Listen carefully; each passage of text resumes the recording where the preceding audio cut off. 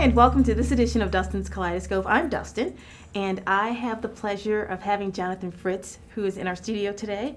Jonathan is a musician, a producer, and you do so many different things. It's true, yes. But of course, you play the guitar as well. Thank you so much for being here, Jonathan. My pleasure, my pleasure. Very happy to be here. So, Jonathan, tell us a little bit about how you got started in music.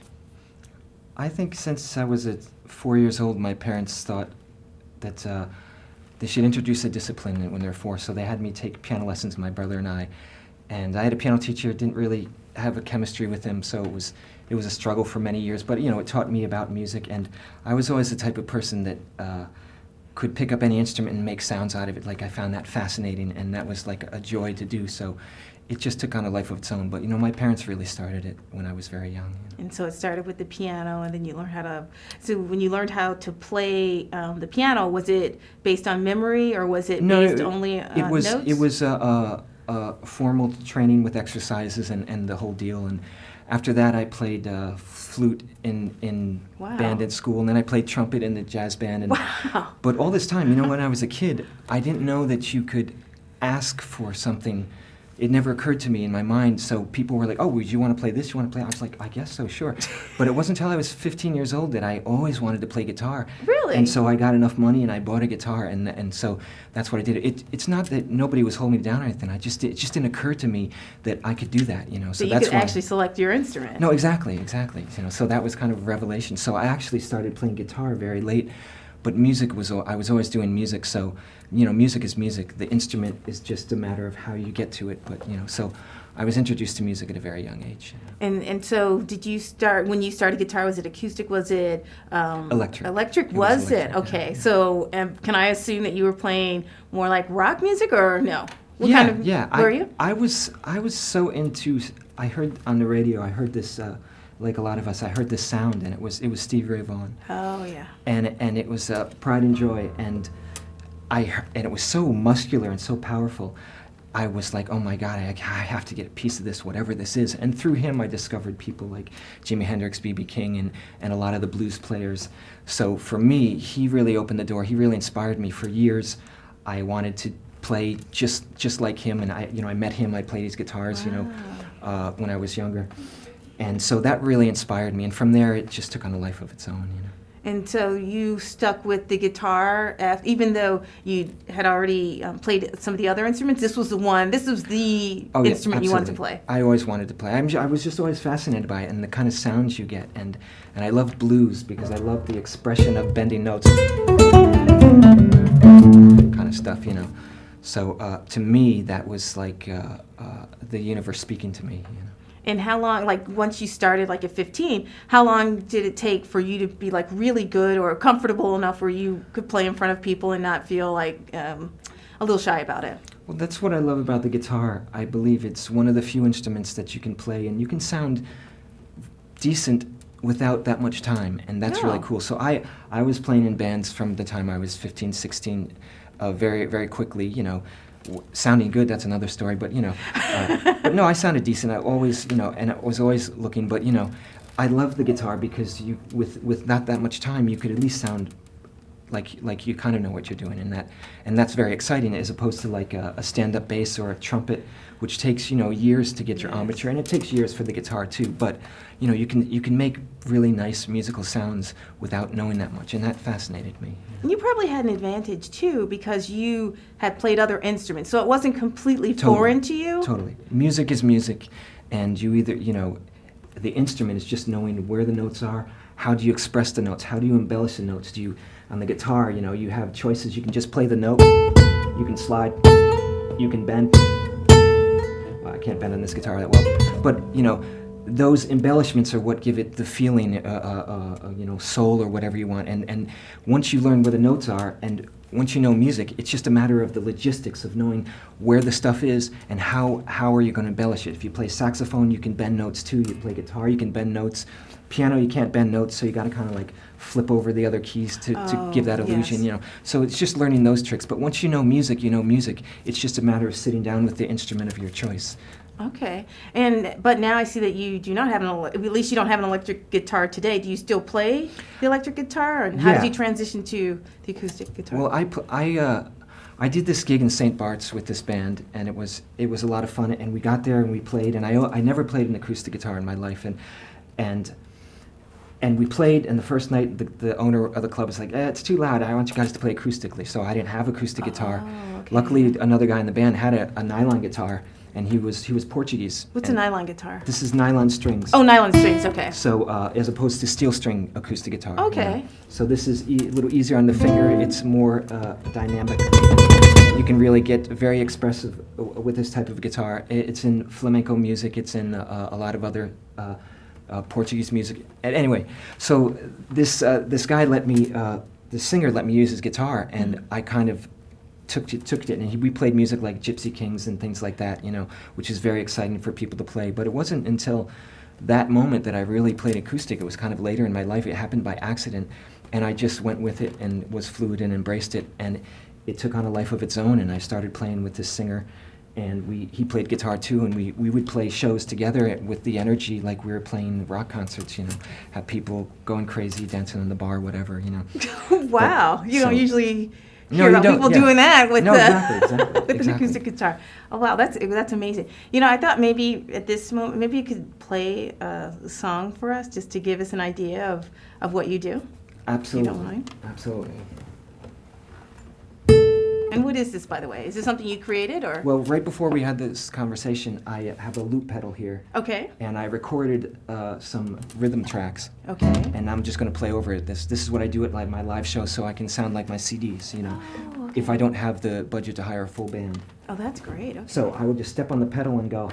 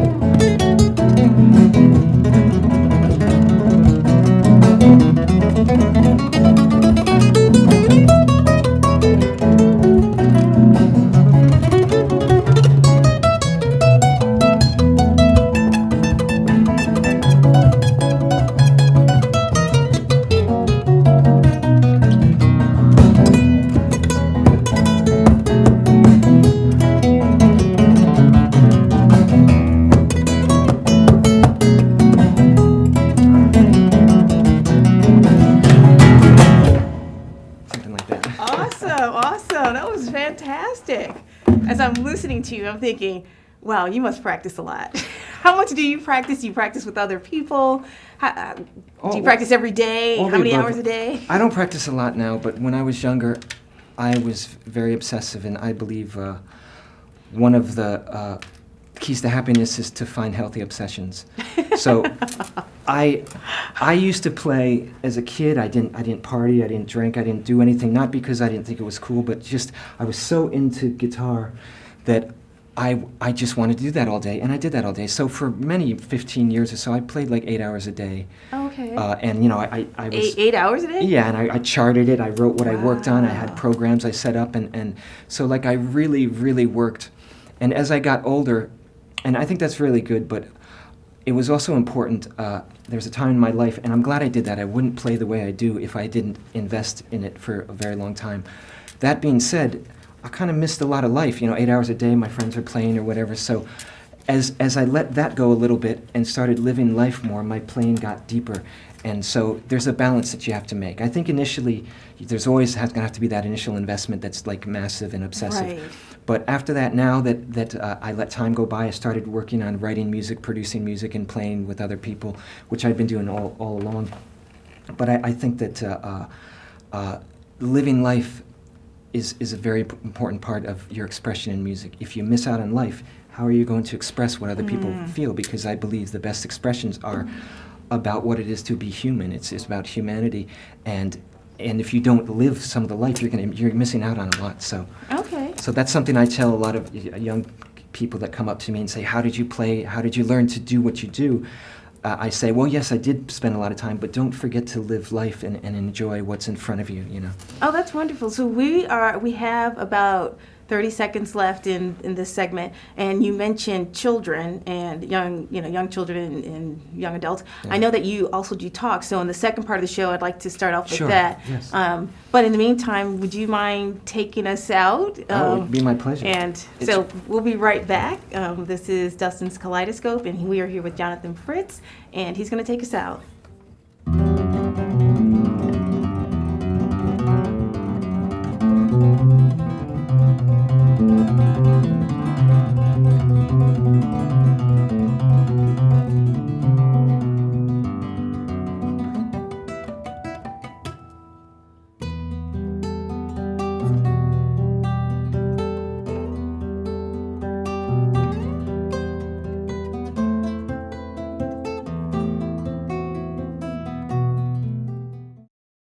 Local government, local educational institutions, and local community members all use cable access TV to communicate their message. They depend upon it as an affordable means of outreach. Public educational and government access television empowers local government agencies, individuals, and groups to use the media to speak directly to their constituents in a more direct and cost-effective way. Make sure everyone has a voice. Support your local PEG channels.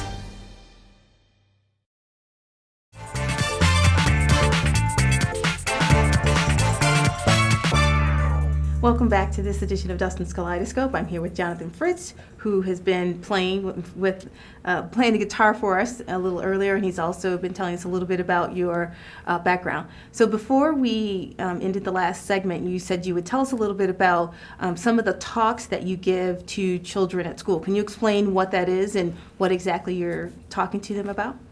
Yeah, absolutely. I call it Reasons to Live, and I come in as a player. I've played all over the world. I've played with stars. I've lived dreams with what I want to do. Okay. And I'd make a living at it. And so I come in as an example that this can be done. And my message really is that you want to find something that you are passionate about and figure out a way to make a living. That's your job. That's your real job in life, is to figure that out. Mm-hmm. Because if you do something you love, it's not work. You're not going to be angry. You're not going to have attitude or stuff built inside you that makes you angry and unhappy. And I think that a lot of the problems on this planet can be traced back to the fact that people aren't free in that sense, that they're not doing something that fulfills them on a spiritual level as well as monetarily. So that's the job. How do you take something that you love and make a living at it? And that's a very difficult thing to do, but it's so worth it. And I come in as an example because I've lived in Europe, and in Europe they support the arts. I have friends in Europe that play. They are subsidized sometimes by the government, pay some of their rents and their bills. That doesn't exist in America. So the example isn't really here. All we see are people who are very successful, and you don't hear about the people that aren't successful. So I just think it's important, especially in America, to be an example that you can make a living playing music. And because a lot of kids, it's not in their choices. It's not on the curriculum. A lot of programs, what's the first thing to get cut? The arts and music. So it's not really valued the way that I think it is. And what age group do you talk to? I spoke to little kids. It's not as heavy. And I mostly high school. Oh, okay. I spoke at Ramapo a little while ago. And what's the reception like? Are are the high school students even aware that you can make a living doing exactly what you want to do? Or are they pretty much like, no, we're supposed to go into these particular fields and industries and that's it? Like, how do you get them to think outside of the box in that respect? Well, one thing is just the exposure of me coming and playing very passionately, and that's why I can get them that way. And then they're like, wow, who is this person? Where does he come from? How does he do that? You know? And so for me, it's the exposure of the fact that I've been around the world. I've realized dreams with the music. I can pay my bills.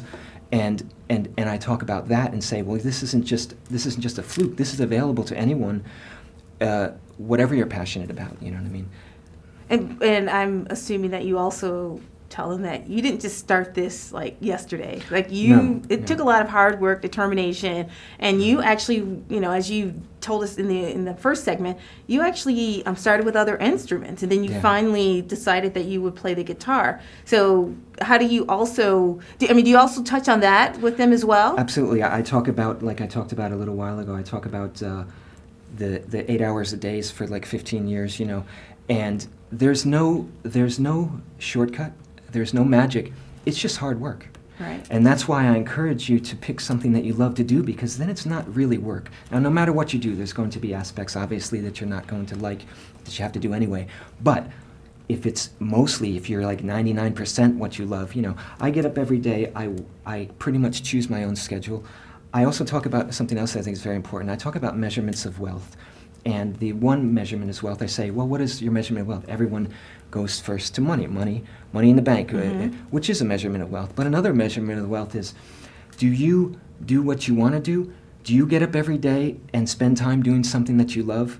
Are you hanging out with people that encourage you and support you to be that person that you want to be and you feel would make you the most beautiful and expressive person on the planet, or whatever, So I really talk about thinking about different measurements of wealth. I control my own time.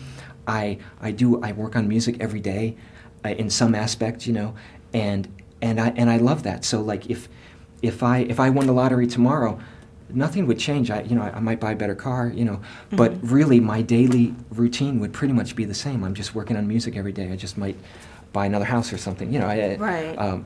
So really, I think that's something that I focus on a lot. And I also talk about, certain things you have to do. You have to get militant about this, or you have to be very committed, And there's just no way around the hard work. It has to be done. But I also tell them, you're going to have to do something in life anyway. So why not choose something that you love to do? I mean, why not? Exactly. And this really isn't covered in curriculums and programs and things like that, unfortunately, that I'm really aware of, and in mass scale. And so I come as an example of perhaps another way instead of this or that. There's always, we think of life in terms of dualities. It's either this or it's that. Well, there are many other choices. It could be I call it what people would say, seeing beyond the dualities of life. It's sometimes there are other things between this and that. I'm playing music. That's between a career of being a lawyer or a doctor or a plumber or whatever, Right. And I think it's important to realize that there are options, and that's why I come in and I play, and it's just an example of another way, and I think it gets them thinking, because it's really, I think especially with kids, it's about exposure. They've not been exposed to anything like this. They've not seen somebody come in and play and be like, wow, that made me feel something. Wow, could I do that? Could I do something like that? Yes, you can. And the other thing that you bring to the table is that you're very disciplined. So even though you said you get up and you schedule your own time, the operative word is schedule. So it's not like you get up and you do nothing. You may do it in terms of when you want to do it, but there are certain things that you have to do every day. So whether it's practicing or figuring out what type of music you want to play. So I think a lot of people, when they think of the creative arts, they think, oh, I can just do whatever I want. But having you speak and even talking to us today, it shows, not only are you telling us, but it comes through very effectively when you're playing, because you can't get that good by picking it up every once in a while. So that's also something, for people to think about as well as the students. It brings me to another point too, that in my life here, and mostly in New York City. I might travel around the world, but I'm based in New York City. I'm born in Manhattan.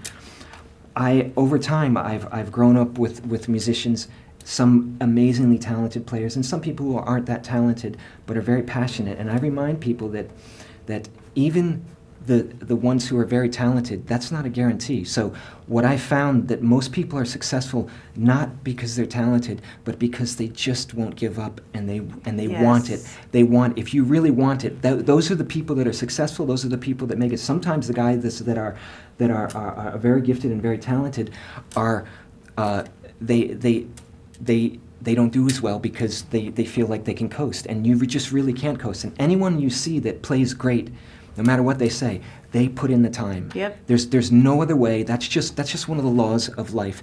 If you want to do something well, you have to put in the time. There's no way around that. That's a given. So if you think you can get around that, you're going to be very unhappy. I believe. Exactly. So you know what? I want you to play another song. I don't know how much time we have left, so I want to make sure we get in another song from you. Okay. I will continue where I did in the last one. Oh, okay. Just because I was getting in a mood. So Okay, that sounds great. something like this.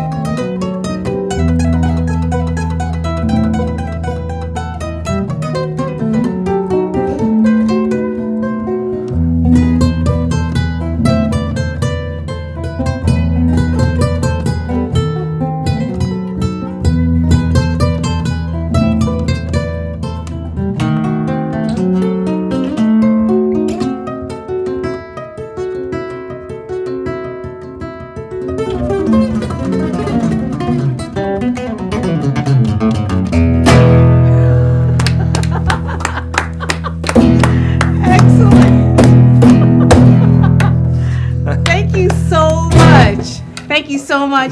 My pleasure. We have about 1 second left. Tell us Okay. how we can get in contact with you. I'm the worst self-promoter. My website, I've had it for years. There's nothing there. I'll get but it from actually, you later, you can, and then we can put it on the show. actually, right here. you can do go to Reverb Nation and punch in Jonathan Fritz, Jonathan Fritz, and you can hear some of this music there. You can hear it free. So for people on a budget, you know that's Okay. And I'm sorry. Also, my stuff is on iTunes under Okay. Spirits of Passion. You know, for this kind of music. You know. So. Awesome. Thank you so much for Oh, being my here. pleasure. That was Thank you. awesome. I'm Dustin. This is Dustin's Kaleidoscope, and we will see you next time. Bye.